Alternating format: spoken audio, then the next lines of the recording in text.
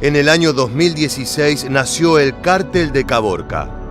Si bien este no cuenta con la antigüedad que tienen otros cárteles, su líder, Caro Quintero, es un reconocido delincuente con un experimentado y largo prontuario criminal. Ubicado en el desierto de Sonora, una de las zonas más calientes para el narcotráfico debido a las rutas para el trasiego de drogas a los Estados Unidos, este grupo criminal ha recolectado mucho poder en los últimos años. Sin embargo, su locación no es solo una de sus grandes ventajas, sino que también por momentos es su peor pesadilla, ya que para resguardarlo tiene que mantener luchas constantes contra los Chapitos, el cártel de los hijos del Chapo Guzmán. En este nuevo video de Militarmente te contaremos cómo y dónde nació este cártel, pero sobre todo cómo hace para mantenerse de pie e invicto, a pesar de las amenazas constantes de las fuerzas de seguridad y de su mayor enemigo, los Chapitos. Sería imposible remontarnos al nacimiento del Cártel de Caborca sin nombrar a su fundador, el reconocido narcotraficante Rafael Caro Quintero, quien en el año 2016 tomó las armas y reagrupó sus fuerzas para darle nacimiento a este nuevo grupo criminal. La organización toma el nombre de la zona desértica de Sonora, que desde hace años y previo a la creación del cártel, fue el centro de operaciones de Caro Quintero. Pero ¿qué sucedió para que en ese año en particular se le dé nacimiento al Cártel de Caborca? Las autoridades mexicanas habían detenido al líder del cártel de Sinaloa y a su principal némesis, Joaquín El Chapo Guzmán. Tras su captura, el llamado narco de narcos no perdió un segundo e hizo sentir sus pasos para disputarle la plaza a quien supo ser su socio alguna vez. Pero el nombre de Caro Quintero no comenzó a tener relevancia por la creación de este nuevo grupo criminal, sino que se remonta a décadas atrás cuando en 1978 fue uno de los fundadores del Cártel de Guadalajara, la primera organización criminal mexicana dedicada exclusivamente al narcotráfico. Durante la década de los 80, su nombre no paró de infundir miedo entre sus adversarios, y fue en aquella época donde lo apodaron Narco de Narcos. Sin embargo, en 1985 sucedió un hecho que cambiaría su vida para siempre. En ese entonces el capo de la droga tenía tan solo 29 años y ya cargaban sobre él pesados delitos. Fue detenido por primera vez en Costa Rica, acusado de la venta de droga, pero también de la privación de la libertad y del asesinato de Kiki Camarena, un agente de la DEA. Si bien los cargos que tenía que afrontar eran realmente complicados, llamó la atención en aquel entonces la reacción del narco. Con un semblante relajado y una actitud totalmente despreocupada, dio una entrevista en televisión donde su sarcasmo pasó a ser el principal protagonista. Pero no te guíes por nuestra palabra, míralo tú mismo, lo mínimo que sentirás es indignación.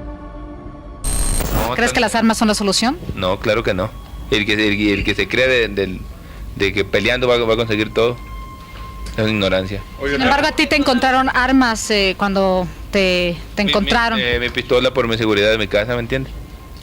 Nada más. ¿Nunca les disparado a alguien o Nunca ni en defensa? Ni pienso tampoco. ¿Ya te vas a retirar del negocio definitivamente? Sí, claro que sí, ya me voy a retirar. Quise entrar, pero pues no pude. Entonces me voy a retirar, Más allá de las risas, una vez detenido lo extraditaron, juzgaron y condenaron a 40 años de cárcel.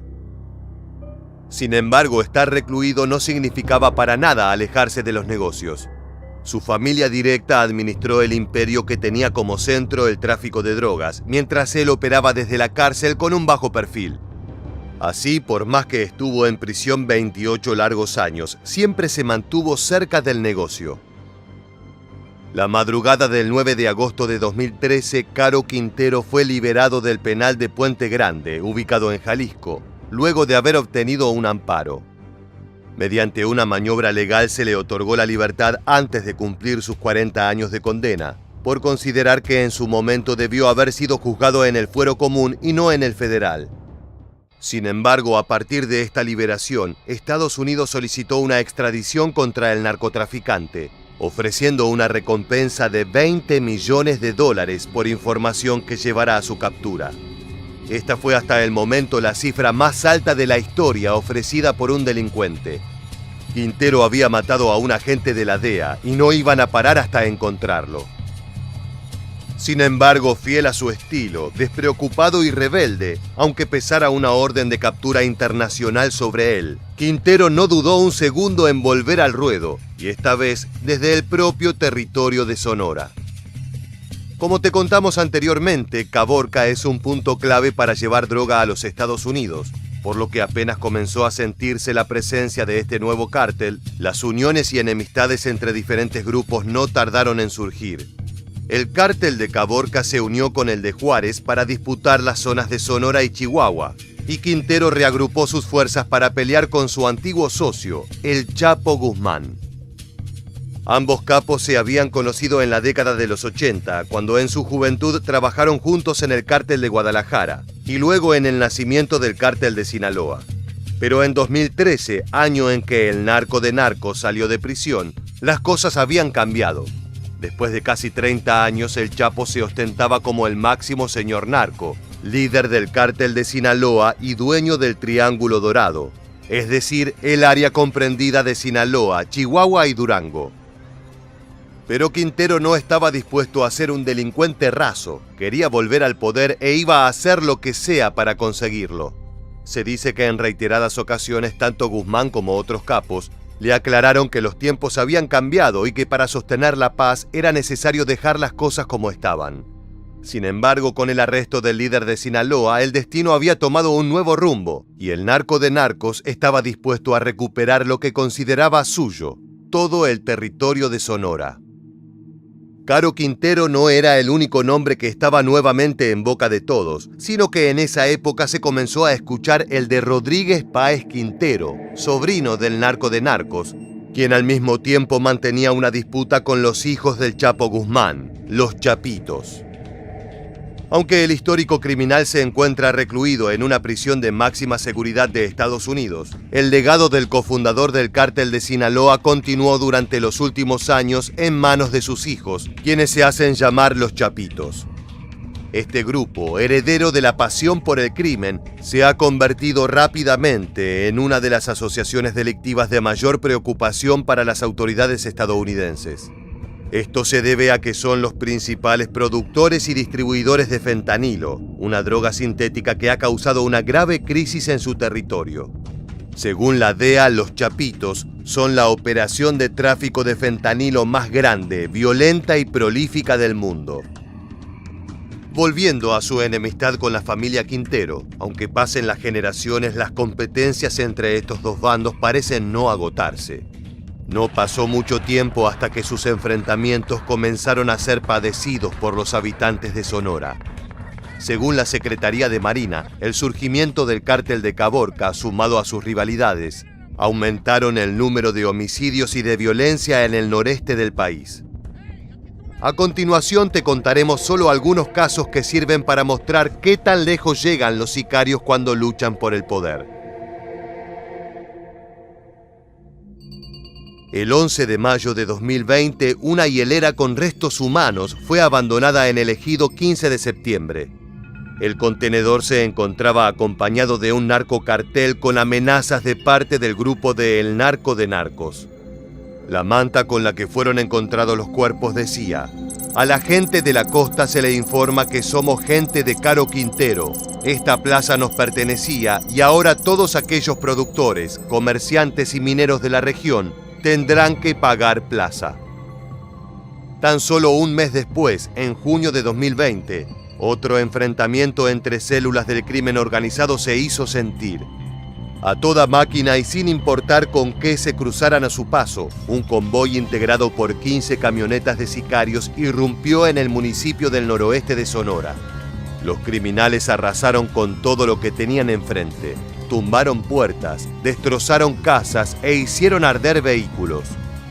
Durante más de 4 horas, una parte del comando atacó a granadazos domicilios del centro y otra deambuló por las colonias del norte, disparando tiros por cada rincón al que pudieron llegar. No obstante, más allá de los incontables destrozos, Lo más impactante fue la enorme crueldad que mostraron, terminando con la vida de una docena de personas. En los siguientes videos verás cómo los vecinos registraban los hechos desde diferentes puntos de la ciudad.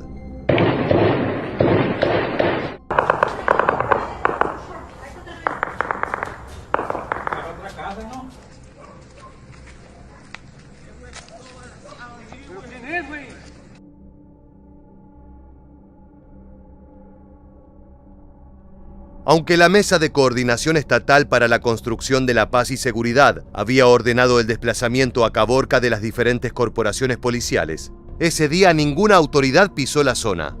Este enfrentamiento dejó un lamentable saldo de 2 civiles y 10 sicarios muertos, además de 4 vehículos, un tráiler y 4 domicilios totalmente calcinados, así como la explosión de una bomba en una gasolinera. Si bien el cártel de Caborca no se atribuyó este hecho, todas las miradas apuntaban a que fueron los responsables. Habían vuelto y nadie tenía dudas de que se iban a hacer notar. Los enfrentamientos siguieron durante 2 años sin cesar, hasta que en 2022 una nueva detención volvió a cambiar las reglas del juego. El viernes 15 de julio del 2022, Rafael Caro Quintero fue arrestado en la Sierra de Sinaloa. Como si se tratara de una película hollywoodense, la Marina Armada de México reveló que el líder del cártel de Caborca había sido localizado entre los matorrales por nada más ni nada menos que un perro de nombre Max. El operativo se llevó a cabo sin uso de la violencia y contaron con la participación de elementos de la DEA. Sin embargo, capturar al narco de narcos no podía ser tan fácil. Horas más tarde, un hecho fatal cerraría aquella fatídica jornada. Lamentablemente, la celebración por esta captura de Caro Quintero se vio empañada por la muerte de 14 elementos de la Marina. Esto luego de que un helicóptero Black Hawk se desplomara ahí cerca del aeropuerto de Los Mochis, en Sinaloa. Ante los rumores de que el incidente estaba relacionado con la captura de Caro Quintero, la Marina declaró que no había pruebas que certifiquen aquellas teorías. El arresto del narco de narcos no significó solamente la pérdida del líder del cártel de Caborca, sino que fue la oportunidad que los chapitos aprovecharon para arremeter contra su principal rival. Al igual que en el año 2020, la ciudad de Caborca fue carne de cañón de sus enfrentamientos. Con la intención de tomar el control de la localidad, las disputas entre ambos bandos provocaron 28 muertes entre el 15 y 19 de julio de 2022. Además de los asesinatos, también se registraron secuestros. Quien tomó el poder del cártel de Caborca luego de la captura de Rafael Caro Quintero fue su sobrino, Rodrigo Omar Páez Quintero, alias El R. Sin embargo, no duraría mucho tiempo en el poder. En abril de 2023 fue también detenido en un operativo por las fuerzas de seguridad, ya que era considerado uno de los objetivos prioritarios de captura para el ejército mexicano, la Secretaría de Marina y la Guardia Nacional, por ser generador de violencia no solo en el desierto de Sonora, sino también en el Caribe mexicano, principalmente en Quintana Roo.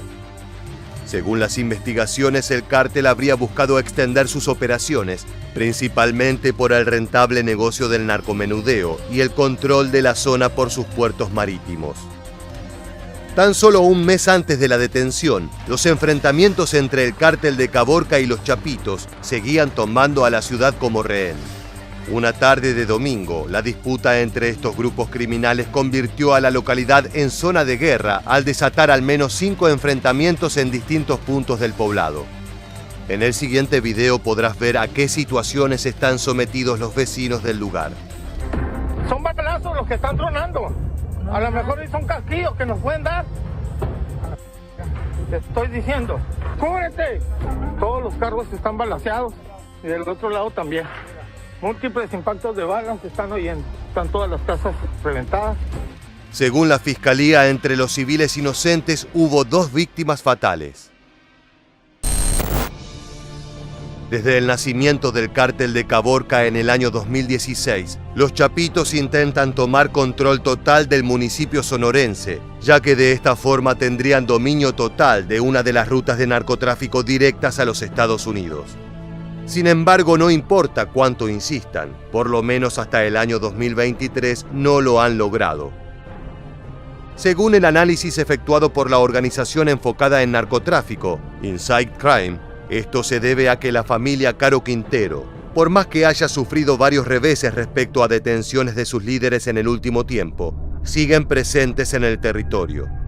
Aunque no siempre ha sido llamado Cártel de Caborca, el grupo se adueñó de la ruta desde Guaymas hacia Nogales desde la década de los 80, por lo que ellos deciden quiénes pueden pasar y quiénes no.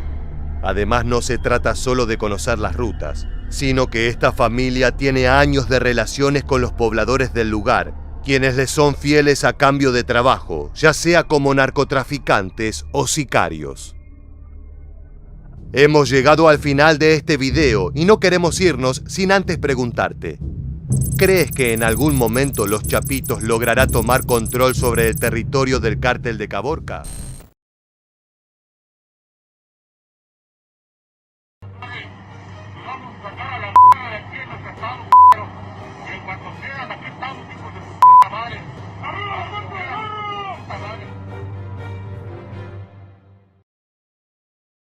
Como emperadores de la antigüedad, los capos narco viven en un estado de guerra constante para conquistar nuevos territorios.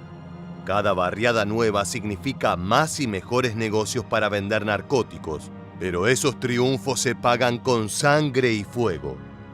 Entre las guerras más cruentas registradas en México, la rivalidad entre el Cártel Santa Rosa de Lima y el infame Cártel Jalisco Nueva Generación del Mencho emerge como una de las más dolorosas y costosas en términos de vidas humanas.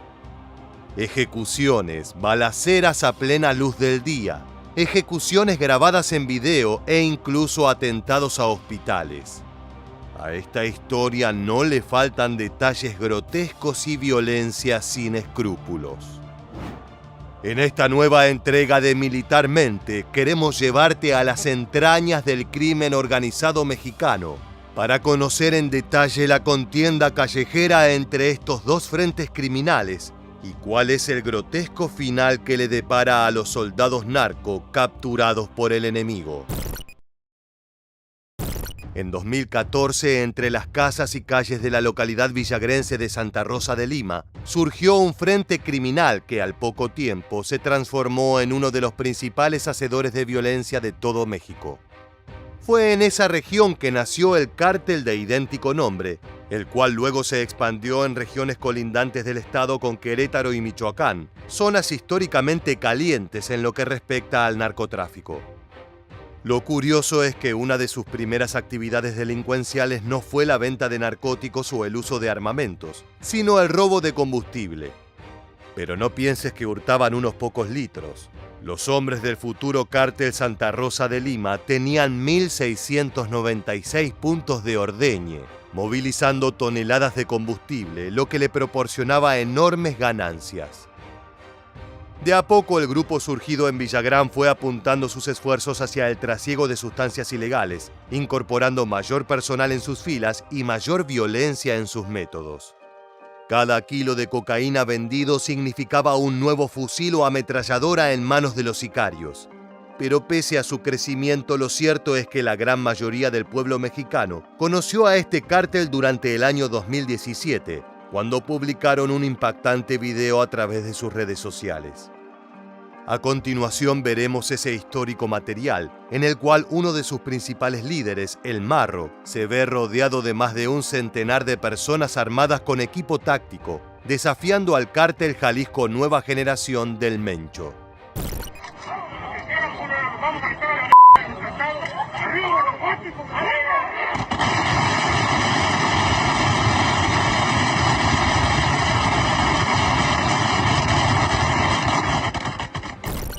Disparos al cielo y gritos de reivindicación a Guanajuato. El Marro era claro en sus objetivos. ¡Los vamos a sacar a la mierda! Sabrán disculpar el lenguaje soez, pero cuando se busca desafiar a un rival poderoso, los insultos siempre son parte del mensaje. De esta manera se oficializaba una de las rivalidades más sangrientas y violentas de la historia narco reciente, con dos frentes capaces de causar un enorme tormento en la sociedad civil y las fuerzas de la ley. El impacto de aquella amenaza fue inmediato. Ya en 2018 el estado de Guanajuato se posicionó como uno de los más violentos, con casi 29.000 homicidios cometidos en un año, representando un aumento de más del 15% respecto al año anterior. Antes de continuar es útil repasar el alcance y poder del CJNG, el otro contendiente en esta rivalidad. Sus orígenes se remontan a 2010, cuando un grupo comando del Cártel del Golfo, conocido como los Matacetas, se independizó buscando controlar sus propias ganancias. Los asesinos se pusieron bajo las órdenes de uno de los líderes criminales más peligrosos que tuvo México en toda su historia, Nemesio Oseguera Cervantes, alias El Mencho. Desde su nacimiento, la experiencia de este grupo criminal se hizo evidente, capturando plazas de forma constante y superando en armamento y logística a prácticamente cualquier otro cártel narco del planeta. En el arsenal de los sicarios de Jalisco hay piezas de grado militar que supuestamente solo están disponibles para soldados y policías. Con ese puño de acero es que el Mencho pudo extender sus garras por todo el territorio azteca, teniendo presencia también en Sudamérica y Asia. En pocas palabras, es el criminal más peligroso del país, representando una amenaza semejante a la de grupos terroristas como Al-Qaeda o el ISIS. Un enemigo realmente formidable para cualquier cártel que pretenda ser el rey de México. Ahora sí, conociendo a los contendientes, es momento de ir directo a sus brutales enfrentamientos. El 9 de marzo de 2019, los hombres del cártel Jalisco Nueva Generación recibieron la información de que en un club nocturno de Guanajuato conocido como La Playa Men's Club se encontraba el principal líder de sus enemigos, el Marro. Para sumar más motivos al ataque, se reportó que el dueño del local nocturno no había pagado las tarifas de cobro de piso, el impuesto que solicitan los cárteles narco para usufructuar la noche mexicana. La única forma de hacerse respetar era destrozar por completo el lugar y a todos los que estuviesen dentro. Los testigos recordaron que el atentado comenzó con la llegada de 3 grandes camionetas con las 4 letras que identifican al frente criminal del Mencho. De los vehículos descendieron hombres armados que abrieron fuego contra la concurrencia de la Playa Men's Club, sin reparar en las vidas civiles que se interpusieron. El resultado fue una de las masacres más brutales registradas en los últimos años, con más de 40 fallecidos y casi una decena de heridos de gravedad que saturaron el sistema de salud del municipio. El nivel de la violencia puso de relieve el fracaso rotundo del gobierno mexicano para reducir la actividad narco en el país. Cárteles como el CJNG y el Cártel Santa Rosa de Lima estaban más fuertes que nunca y guerreando entre sí por el dominio del negocio, sin tener ningún tipo de consideración por las bajas civiles que ocurren en cada uno de los ataques. Previamente te describimos el tipo de armamento y la potencia ofensiva del Cártel de Jalisco, y si bien puede parecer una exageración, te aseguramos que es el frente criminal más poderoso del continente. Son frecuentes los videos de sicarios exhibiendo sus fusiles de asalto, ametralladoras tipo M2 Browning o incluso rifles antimaterial Barrett M82. Todo ese arsenal les da una ventaja sustancial sobre rivales y sobre la mismísima policía. El video que estás viendo en pantalla corresponde a los momentos previos a un ataque comando a una comisaría en Villagrán, ocurrido el 12 de diciembre de 2019, un tétrico y anticipado regalo de Navidad firmado por el Mencho. Los soldados del CJNG sonríen y saludan a cámara portando su armamento de grado militar, suficiente para eliminar a decenas de civiles en cuestión de segundos. ¡Dejen de caer todos a la vez!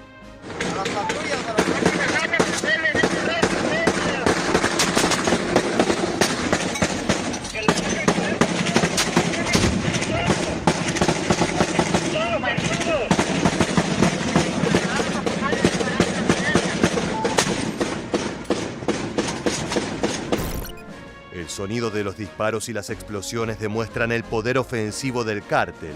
Los atacantes portaban fusiles tipo AR-15, pistolas e incluso granadas de mano.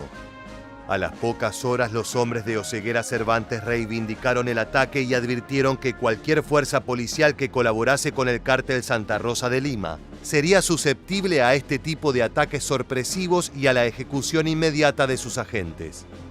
El saldo final fue de 3 oficiales muertos y otros 4 secuestrados, quienes fueron interrogados en una de las tantas fortalezas ocultas de Jalisco. ¿Qué hacías para el marro? Las cosas. ¿Por órdenes de quién? Por orden del presidente municipal. ¿Por qué ponen los carros bombas? Para calentar la zona. ¿Por órdenes de quién? Del marro.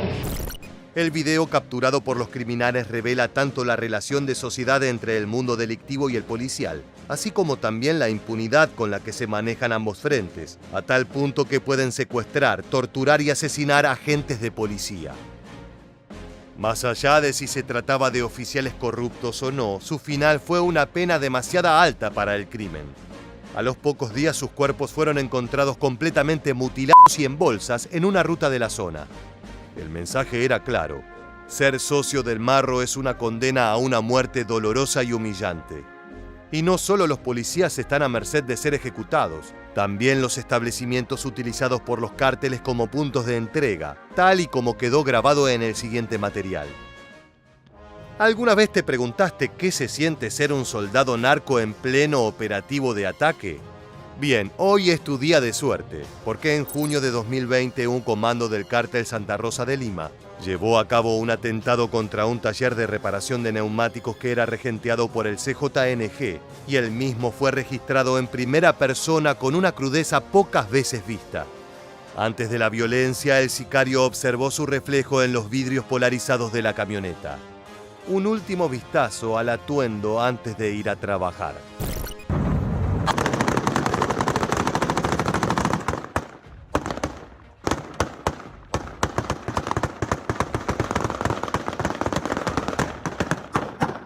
¡Abajo! ¡Para adentro! ¡Para adentro! ¡Para adentro!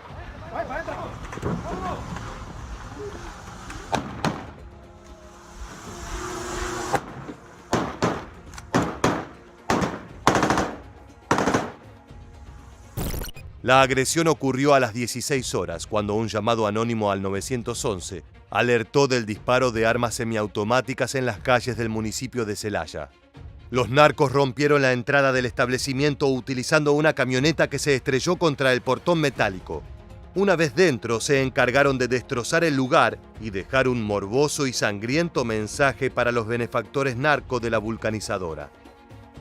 Al cabo de unos minutos acudieron policías, quienes localizaron a un hombre muerto en el exterior del local. El cuerpo estaba envuelto en llamas, por lo que tuvieron que solicitar el apoyo de bomberos. Dentro del comercio se encontraron a 3 hombres más, parcialmente calcinados y con heridas de bala. Su sentencia de muerte fue ser empleados del Mencho, y los hombres de Santa Rosa de Lima no tuvieron misericordia. Para un narco, pocas cosas son tan temidas como caer en las manos de un cártel enemigo. Una vez que se está bajo custodia de la competencia, se sabe que no hay otro destino posible más que la muerte. Ya sea a manos de sus captores, por ser parte de la competencia, o en manos de sus antiguos compañeros por revelar información y transformarse en un traidor. El destino de El Babas, uno de los sicarios más brutales del cártel Jalisco Nueva Generación, es un ejemplo paradigmático de lo que les espera a los criminales una vez que son atrapados por sus rivales.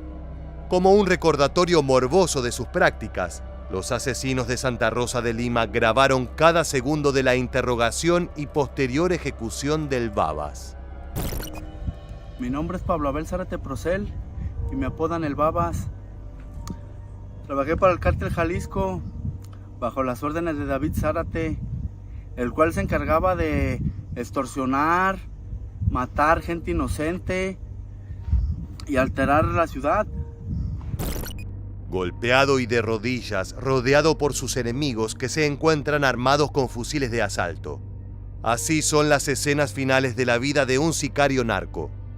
Todos piensan que sus carreras serán eternas, pero generalmente acaban de la misma manera, de forma dolorosa y humillante, mordiendo el polvo en alguna terracería alejada y solitaria. Por razones obvias no te mostraremos el desenlace del Babas, pero te aseguramos que todas las ejecuciones narco tienen un modus operandi bastante claro.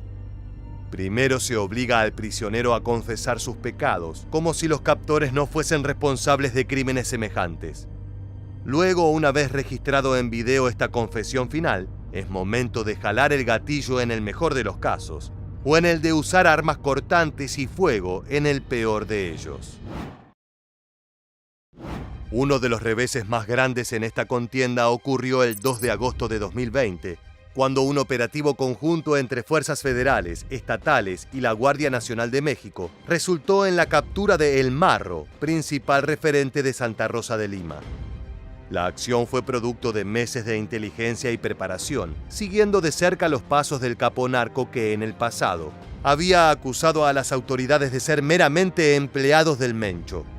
Junto con el líder cayeron numerosos sicarios y se congelaron cuentas millonarias del cártel, lo que debilitó seriamente a su grupo criminal. Durante el traslado a bases militares, esta fue la interrogación que se le realizó al capo. ¿Tu nombre completo? José Antonio Yepes Ortiz. ¿Cuántos años tienes? 40 cumplí. 40 años. ¿Cuánto naciste? 23 de julio del 80. ¿Cómo te dicen a ti? Marro. ¿Cómo? Marro. Pese a la captura de uno de los referentes, la guerra entre ambos frentes se ha perpetuado hasta tiempos relativamente recientes. En mayo de 2022 se escribió otra página en el historial sangriento de Guanajuato, cuando un grupo de agresores armados se dirigieron hasta una zona de bares nocturnos. Eran las 22 horas cuando desataron toda su violencia en 2 establecimientos, dando muerte a al menos 11 personas y dejando heridas a otras tantas. No conformes con el claro modus operandi narco, los atacantes dejaron una serie de cartulinas con mensajes dirigidos a los hombres del Mencho o Ceguera Cervantes. Tras escuchar las detonaciones de arma de fuego, vecinos pidieron ayuda al 911, por lo que acudieron elementos de la Guardia Nacional y de la Policía Municipal, así como también paramédicos. Para muchas de las víctimas ya era demasiado tarde. Para demostrar que siguen siendo los capos de la región, entre julio y agosto de 2022, los soldados del Mencho llevaron a cabo numerosas redadas y tiroteos nocturnos, reivindicando a las 4 letras y declarando a su jefe como el dueño del territorio. Una de las escenas más angustiantes se vivió en una gasolinera Oxxo de Guanajuato, a la cual ingresaron atacantes armados que dispararon e incendiaron automóviles allí aparcados. Estas imágenes fueron grabadas por los mismos narcotraficantes. ¡Órale, hijo de su puta madre! ¡Órale! El sicario deja la cámara en el suelo por unos segundos, pero los disparos se siguen escuchando en el fondo. De repente, fuego y estruendos. ¡Órale, córrele a la...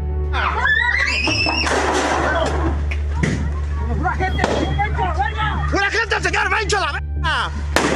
¡No más a la verga!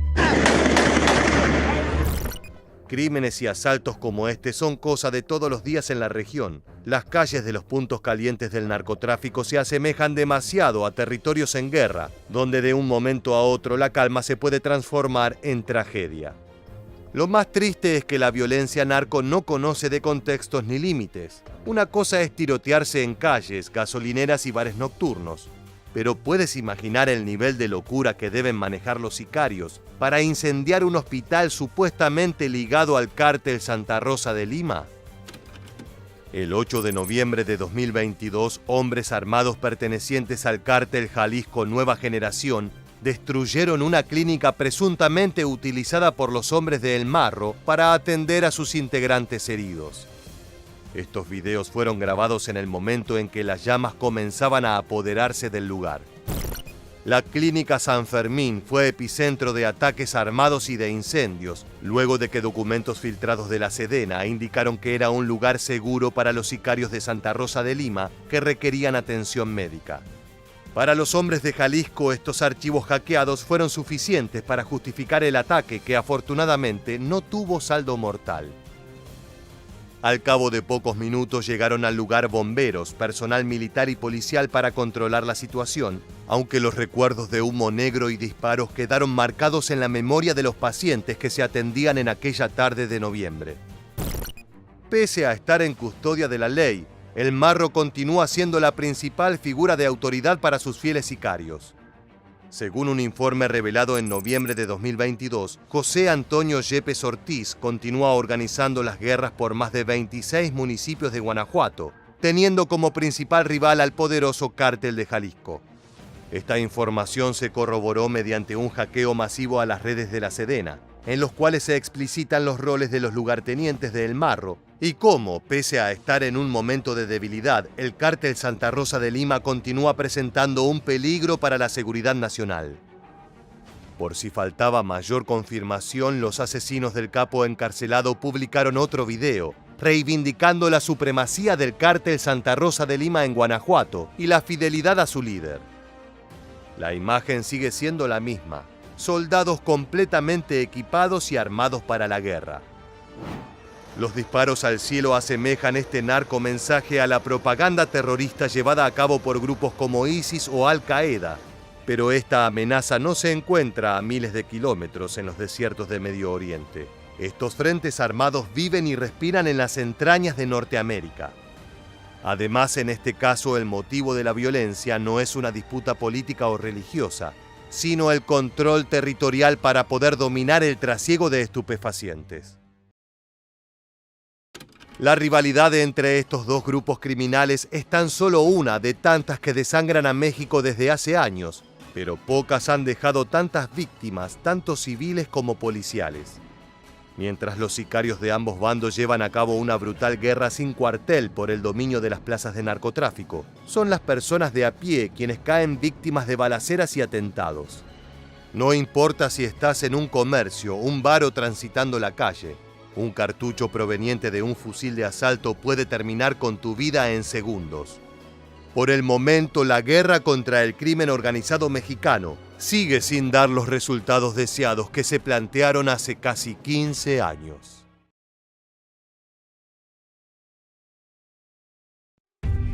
Al noreste de México se encuentran dos de los cárteles más sanguinarios e inhumanos del país: el Cártel del Golfo y los Zetas.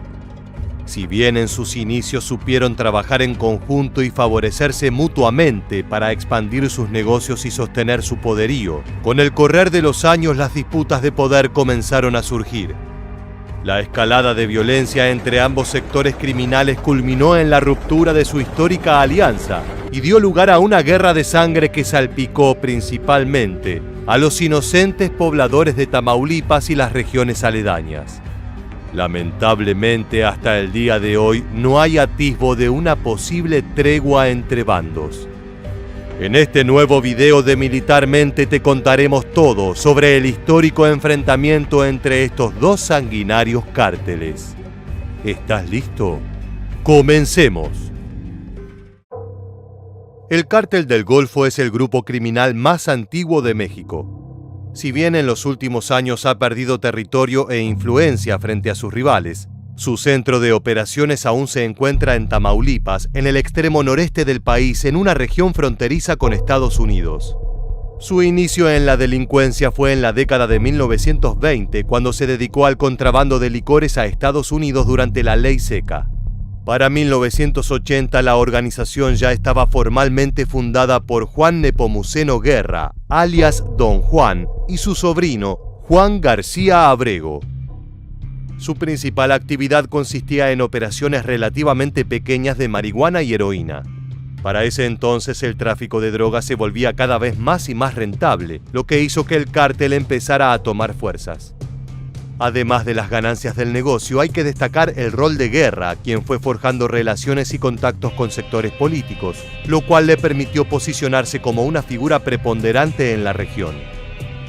A principios de la década de 1990, Don Juan fue capturado en un operativo de las autoridades federales y la organización quedó bajo el mando de García Abrego, quien iba a ser conocido como el jefe o el director por su capacidad de liderazgo dentro de la organización. Con él el grupo vivió una época de riquezas gracias al reordenamiento estructural que atravesaron. De las antiguas células separadas en unidades, el cártel pasó a tener un modelo corporativo. Así cada miembro fue teniendo su propia tarea y se creó un sentimiento de pertenencia e identidad. Si bien todo marchaba como lo planeaban, en 1995 la justicia les dio un duro revés. García Abrego fue capturado y extraditado a los Estados Unidos. El cártel de las drogas del Golfo, el más poderoso de los últimos años en México, quedó acéfalo tras la captura y deportación a Estados Unidos de su principal jefe, el estadounidense Juan García Abrego. El narcotraficante de 51 años y por cuya captura había una recompensa de $2 millones, era uno de los 10 hombres más buscados por la justicia estadounidense y ya se encuentra alojado en la cárcel de Houston. Después de este tremendo golpe, fue Osiel Cárdenas Guillén quien tomó el poder. Si el jefe levantó la estructura que convirtió a este grupo en una verdadera organización criminal, Cárdenas Guillén sumó la parte que faltaba: un brazo armado que le brindara protección. Fue así que desarrolló el ala militar del Cártel del Golfo. Lo que en esos momentos fue una verdadera inversión, 15 años después se convertiría en una de sus peores pesadillas. Cárdenas reclutó a al menos 31 ex soldados de las Fuerzas Especiales de México para actuar como agentes de seguridad, por un salario mucho mayor del que recibían en la fuerza militar. Eran francotiradores expertos y estaban entrenados con armas inaccesibles para la mayoría de sus rivales narcotraficantes, con una increíble capacidad de despliegue rápido de operaciones en casi cualquier entorno. Nadie podría dudar de que encajaban a la perfección con el estilo de liderazgo más confrontador y brutal de Cárdenas. Así fue que el Cártel del Golfo creó el brazo armado mejor preparado de todo México, los Zetas. Desde sus inicios este grupo tomó una identidad propia, caracterizada por una violencia extrema y una brutalidad sin precedentes. De esta manera se hicieron conocer en Tamaulipas y poco tiempo después en todo el territorio mexicano. Su creador, Cárdenas Guillén, fue capturado en 2003 después de que el Departamento de Estado de Estados Unidos ofreciera por él una millonaria recompensa. Más allá de la captura, para ese entonces su trabajo de reclutamiento de un brazo armado ya se había convertido en su legado. Tras el encarcelamiento del líder, su hermano Antonio Cárdenas Guillén, alias Tony Tormenta, y Jorge Eduardo Costilla Sánchez, ex policía de Matamoros, se convirtieron en los jefes del grupo criminal. Sin embargo, la alianza entre el Cártel del Golfo y de los Zetas pronto se empezó a agrietar. Estos últimos tenían su propia identidad, una forma de actuar y una capacidad operativa distinta al histórico cártel, y en cuestión de meses se volvieron más independientes. En esta época el grupo armado pasó a ser controlado por una nueva generación de capos, liderados por Miguel Ángel Treviño Morales, alias el Z40, y Heriberto Lascano, alias el Lasca. Estos nuevos líderes narcos soñaban proyectos muy ambiciosos y tenían un serio distanciamiento con los comandantes que asumieron el control de la cúpula directiva del Cártel del Golfo tras la caída de Cárdenas Guillén. Pronto empezaron a controlar nuevos negocios como el contrabando, la prostitución, el secuestro y la piratería, al punto de llegar a monopolizar cerca de 22 actividades criminales. No obstante, uno de los negocios que definitivamente marcó el estilo particular de los Zetas fue el de perfeccionar el mercado de la protección privada y de la extorsión. Lo que había comenzado como una independencia de acción, en 2010 se convirtió en una inevitable ruptura. El 18 de enero, el Cártel del Golfo secuestró a Víctor Peña Mendoza, alias el Concorde 3, lugarteniente de Z40, líder de los Zetas. Durante la captura, los del Golfo quisieron forzar a Peña Mendoza a que cambiara de bando y dejara al grupo que había sabido ser su brazo armado. Al no hacerlo, fue golpeado brutalmente y posteriormente ejecutado. Cuando Treviño Morales se enteró de lo sucedido, le dio un contundente ultimátum al cártel rival. Entreguen a los asesinos de mi amigo, hijos de puta. Tienen hasta el 25 de enero para hacerlo. Si no cooperan, habrá guerra. El CDG decidió hacer oídos sordos y Z40 no tardó en hacer valer su palabra. El 30 de enero de 2010, varios integrantes de los Zetas, bajo las órdenes de Treviño Morales, secuestraron y ejecutaron a 16 miembros del Cártel del Golfo en Reynosa, Tamaulipas, iniciando la guerra entre estos dos grupos criminales. En muy poco tiempo, los secuestros y extorsiones entre ambos bandos comenzaron a ser moneda corriente. Y 40, no se la dan de muy valientes. ¿Por qué los mandan a pelear ustedes? ¿Por qué no vienen al frente de ellos? Porque tienen miedo que los maten. ¿Sí? ¿Cuántas familias han matado? Muchas. Bastantes las matamos, las quemamos. ¿Las queman? Sí. ¿Por qué las queman? ¿Por qué nos ordena el comandante 40? Como se puede escuchar en el video, la pelea por el control territorial entre ambos grupos ha dejado miles de muertos inocentes en los estados mexicanos de Tamaulipas, Nuevo León y Veracruz. En aquel momento, el alcalde de Reynosa, Oscar Luebert Gutiérrez, reconoció que ambos grupos criminales habían roto su relación. El estado de preocupación fue tal para la población local que el mandatario salió urgido a declarar en medios locales: "Hay una alerta general en el estado. Se diseñó un operativo con todas las policías para vigilar las entradas a Tamaulipas ante la posible incursión de grupos de otros lados del país a la región". Los vecinos tuvieron tanto miedo que cientos de estudiantes dejaron de asistir a clases y comercios bajaron sus persianas. Sin embargo, el enfrentamiento no duró solo algunos días, sino meses, lo que dio como resultado que numerosas ciudades fronterizas se convirtieran en verdaderos pueblos fantasmas, como la franja conocida como la Frontera Chica. Para intentar frenar estos ataques tuvo que intervenir el ejército, y lo que parecía que iba a ser una ayuda, terminó multiplicando las confrontaciones. Desde la ciudad de Mante hasta Monterrey, a los diarios enfrentamientos entre ejército y sicarios se sumaron secuestros, extorsiones, narcorretenes y narcobloqueos de carreteras y avenidas principales. La violencia y la inseguridad reinante hicieron que las ciudades tengan que detener casi por completo sus actividades económicas y sociales, desplazando además a la población nativa del campo al interior del país y a las grandes ciudades. En los enfrentamientos entre ambos cárteles llegaron a participar convoyes de hasta 100 camionetas de ambos bandos. El cártel del Golfo identificaba a sus miembros mediante las siglas y las claves de sus comandantes y con las letras CDG, mientras que los Zetas utilizaban la sigla Z. En esta lucha se sumaron además intereses de otros grupos del crimen organizado, como el de Sinaloa del capo Joaquín El Chapo Guzmán y la familia michoacana, enemiga de los Zetas, que llegó a Tamaulipas a apoyar el cártel del Golfo. El 22 de agosto de 2010 se dio una de las matanzas más sangrientas en la historia del narcotráfico, la masacre de San Fernando. Otro nombre por la cual se conoce es la masacre de los 72, debido a que fueron 72 víctimas migrantes de diversos orígenes latinoamericanos, 58 hombres y 14 mujeres. Cuando estas personas estaban viajando rumbo a los Estados Unidos, los delincuentes los interceptaron. Luego los mataron por la espalda y sus cuerpos fueron apilados y abandonados a la intemperie, acelerando con ello su proceso de descomposición. De acuerdo con las autoridades mexicanas, las personas migrantes fueron secuestradas por el cártel de los Zetas y retenidas en un rancho donde, al negarse a trabajar para el grupo, fueron asesinados. Al menos 2 personas sobrevivieron, entre ellas un ecuatoriano quien fue herido de bala en la mandíbula y fingió estar muerto para que no lo remataran. Años después, otro de los sobrevivientes contó esta trágica experiencia. Que agarraron a las mujeres para que las violaran y las mataran, y a uno se les cortaban los pechos y las escurrían así los pechos de las mujeres y se rían de nosotros. Porque comenzaron así a pasconear a los hombres con las armas.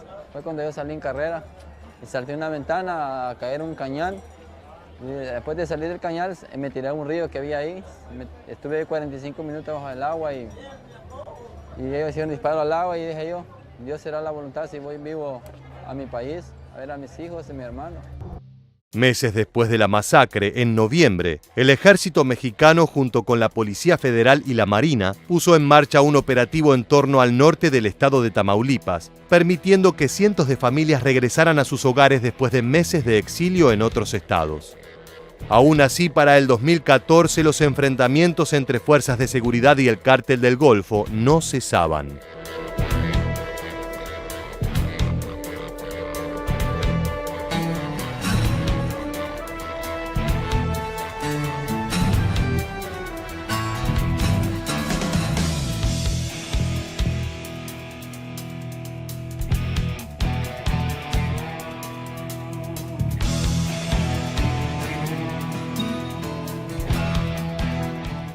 A pesar de quedar debilitado por la fragmentación interna y por el accionar de las fuerzas de seguridad, el cártel del Golfo continuó dejando su sello de una manera sangrienta pero inconfundible. Cortaban cabezas, las arrojaban en lugares públicos, grababan sus torturas y mutilaciones. Sumado a esta irreconciliable rivalidad, ambos cárteles sufrieron constantes fracturas internas, sobre todo entre 2013 y 2018. Una de las principales causas de las disputas internas de los Zetas fueron los señalamientos de algunos mandos del cártel hacia los hermanos Treviño Morales, Z40 y Z42, de presuntamente traicionar a algunos líderes de la organización como el Mamito, el Lasca, el Rex, entre otros. Estos habrían sido puestos a merced de las autoridades debido a que los Treviño, supuestamente, filtraron información de su ubicación para así quedarse con el control absoluto del cártel. Esta disputa interna generó la división de los Zetas en dos facciones. Una se hizo llamar la Vieja Escuela, los cuales intentaron quitarle el mando y disputarle territorios a la familia Treviño Morales, quienes comenzaron a llamarse Cártel del Noreste. El Cártel del Golfo, por su parte, comenzó a dividirse en distintas bandas antagónicas entre sí. En el 2019 se registran por lo menos 14 escisiones del CDG en 11 estados de México. Las más destacadas son los Ciclones en Nuevo León, San Luis Potosí y Tamaulipas, los Metros en Nuevo León y Tamaulipas, los Escorpiones y Rojos en Tamaulipas, Fuerzas Especiales Grupo Sombra en Tamaulipas, Veracruz y Oaxaca, y los Pelones en Quintana Roo. En mayo de este año, los enfrentamientos entre dos facciones de la organización criminal mantuvieron en vilo a los habitantes de Tamaulipas. El grupo Escorpión del Cártel del Golfo mostró su poderío bélico antes de tener un enfrentamiento armado con un sector rival del mismo grupo. En grabaciones se puede observar a un convoy de más de 20 camionetas con personas armadas que se colocan a la orilla de una carretera para ponerse en fila y ser vistos mientras muestran su fuerza armamentística. Las imágenes muestran el momento en que este convoy comienza la persecución de sus rivales. También se logra ver el instante en que los sicarios del grupo Escorpión comenzaron a disparar a sus enemigos. Supuestamente el otro bando involucrado en el conflicto eran los Panteras. En una entrevista, la periodista Azucena Uresti dijo: "Los que eran amigos hoy son enemigos. Los desplazados buscan regresar a controlar su territorio. Son Panteras contra Escorpiones, ambas fracciones del Cártel del Golfo". Volviendo a la rivalidad entre el Cártel del Golfo y los Zetas, si bien han existido pequeños lapsos de tregua en el transcurso de estos 13 años, al día de hoy los enfrentamientos no cesan. Hace tan solo pocos meses volvieron a atacarse. Civiles armados integrantes del grupo Escorpión del Cártel del Golfo y los Zetas Vieja Escuela y Metros se enfrentaron a tiros en el municipio de Méndez, a unos 250 kilómetros de Ciudad Victoria, la capital del estado de Tamaulipas. En redes sociales, los delincuentes subieron imágenes del enfrentamiento que dejó un número sin precisar de muertos, casas baleadas, vehículos incendiados, la mayoría de ellos con blindaje artesanal. El punto de no reconciliación llega hasta cuando los sicarios están privados de su libertad. Aunque suene difícil de creer, también en la cárcel se siguen atacando. Un partido amistoso de fin de año en una prisión mexicana en Zacatecas se terminó con 16 muertos y 5 heridos, tras una pelea de más de 2 horas. Se enfrentaban presos del Cártel del Golfo contra los Zetas. Se calentaron y utilizaron las armas blancas que ilegalmente... Todos estos hechos hacen quedar muy atrás los momentos en que ambos cárteles supieron trabajar juntos como organización criminal. Y lamentablemente, con el pasar del tiempo se hace difícil imaginar una reconciliación que lleve un poco de paz a los pobladores de la región. Así llegamos al final de este video. Si quieres conocer más sobre enfrentamientos entre cárteles, te invitamos a que te suscribas y actives las notificaciones. Esto ha sido todo por hoy. Muchas gracias por acompañarnos hasta el final. Te esperamos en un próximo video de Militarmente.